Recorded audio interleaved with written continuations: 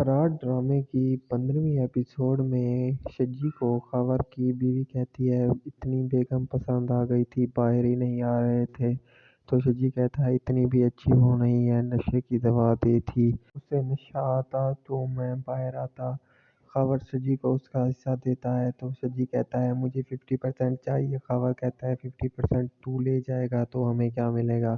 शिज्जी कहता है मैं जा रहा हूँ, देखता हूँ मेरे बगैर तुम कैसे काम करते हो। तो शिज्जी की बीवी कहती है जा जा दफा हो जा यहाँ से। रियाना घर पर अकेली सो रही होती है, वो उठती है तो घर पर कोई नहीं होता, एक खत रखा होता है।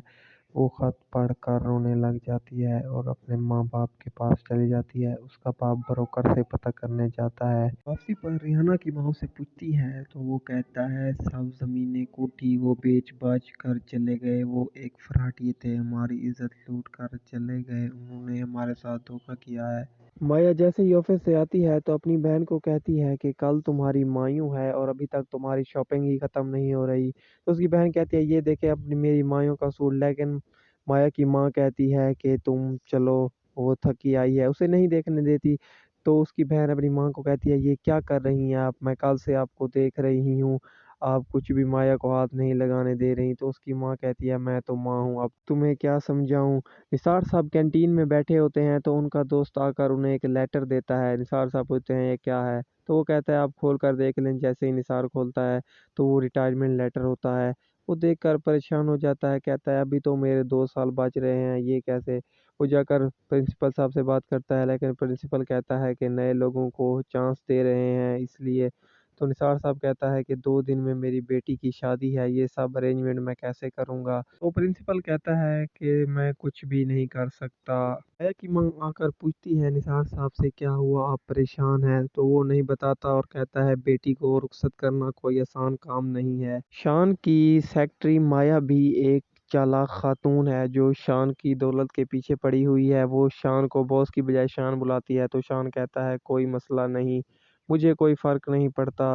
वो शान का हाथ पकड़ लेती है लेकिन शान अपना हाथ छुड़वा लेता है। शान की माँ और बहन कहीं जा रही होती हैं तो जिमिल कहती है मैं भी साथ चलूंगी, लेकिन वो कहती है तुम ना चलो, तुम्हें स्कूल जाना है। जिमिल अपनी दादी को कहती है कि आप गंदी हैं, आप हमेशा मेरे साथ ऐसा करती हैं। शान और मारिया भी वहां पर आ जाते हैं। शान अपनी बेटी को कहता है ये कोई तरीका है दादी से बात करने का, जाओ तुम अपने कमरे में जाओ। मारिया उसे कहती है आप बच्ची है, ऐसे बात ना करें, मैं उसके कमरे में जाकर उसे समझा कर आती हूँ। शान की माँ पूछती है ये लड़की कौन है। तो शान बताता है नई सेक्रेटरी रखी है। तो वो कहती है सेक्रेटरी तो नहीं है, इतनी क्लोज हो गई है तुमसे, अब उसे सेक्रेटरी का नाम तो ना दो, लगता है तुमने लड़की खुद ही पसंद कर ली। शान कहता है बस मेरे टाइप की है। शान की बहन अपनी माँ को कहती है ये लड़की तो बहुत तेज है, सीधा ऑफिस से घर में ही आ गई, सोचें अगर शान भाई ने इस लड़की से शादी कर ली तो हमारा क्या होगा। आर्या जिमिल के कमरे में आती है और उसे मना लेती है और उससे दोस्ती भी कर लेती है। शान ये देखकर खुश होता है, उसे समझ आ जाती है ये मेरी बेटी के साथ ठीक रहेगी, मुझे इसके साथ शादी कर लेनी चाहिए। दुल्हन को लेने जा रहे होते हैं तो माया की माँ उसे नहीं लेने जाने देती, कहती है तुम यहीं पर रुको।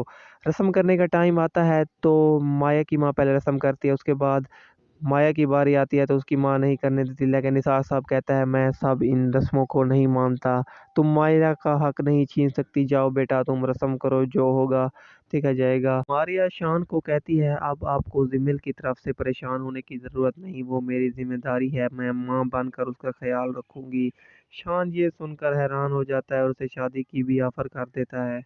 माया को उसकी माँ आकर कहती है मैं ये सब नहीं करना चाहती, लेकिन एक माँ का दिल है, मैं क्या कर सकती हूँ। माया कहती है मैं सब समझती हूँ, आपको परेशान होने की ज़रूरत नहीं।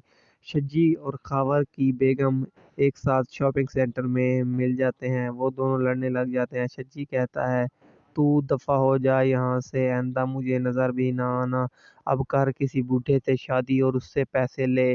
निसार साहब अपनी बेगम को कह रहा होता है कि सब अच्छे तरीके से हो गया, बस शादी हाल वाले के थोड़े से पैसे देने हैं। तो कहता है अब माया का नसीब खुल जाए। माया कहती है कि शादी में तो सब कुछ नहीं रखा, मैं शादी नहीं करूंगी, मैं आपका बाजू बनूंगी, आपके साथ